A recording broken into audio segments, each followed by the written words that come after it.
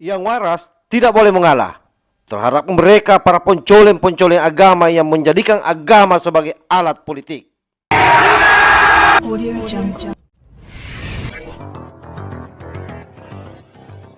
Edi Rahmayadi ketika bertemu dengan Presiden Joko Widodo, yaitu saat Edi Rahmayadi mendampingi Presiden Joko Widodo ke Nias, Sumatera Utara. Dan bahkan Edi Rahmayadi mengaku stres. Tidak hanya di situ saja, sampai Gubsu Edi stresnya pun sampai dibawa ke istana kepresidenan.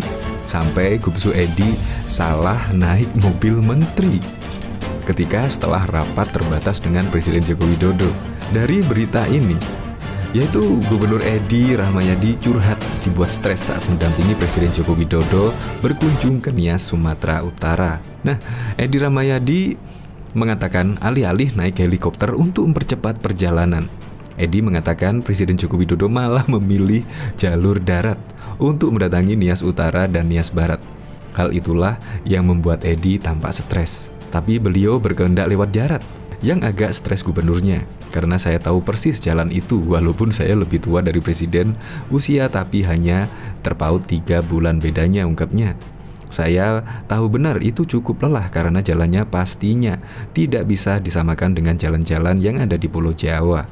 Namun setelah melihat kondisi jalan di Nias, kata Edi, Jokowi langsung memerintahkan Menteri PUPR untuk membenahi infrastruktur jalan. Nah, akhirnya benang merahnya semakin jelas ya. Ternyata gara-gara jalannya rusak. Kemungkinan yang membuat Gubernur Edi Rahmayadi stres, dan akhirnya Jokowi memerintahkan Menteri PUPR untuk memperbaiki jalan yang rusak tersebut.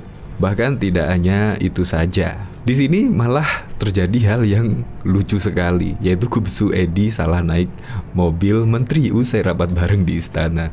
Nah, di sini Edi awalnya keluar dari arah istana didampingi sejumlah ajudan. Setelah itu Edi menyampaikan keterangan pers kepada wartawan mengenai pertemuan itu sekitar 7 menit. Setelah selesai, Edi berjalan ke arah mobil yang hendak ditumpanginya. Beberapa wartawan masih berupaya menanyakan isu lain ke Edi sambil berjalan ke arah mobil. Namun Edi malah menaiki mobil Suharso. Saat membuka pintu dan hendak duduk di kursi, Edi kemudian sadar bahwa mobil hitam itu bukan miliknya.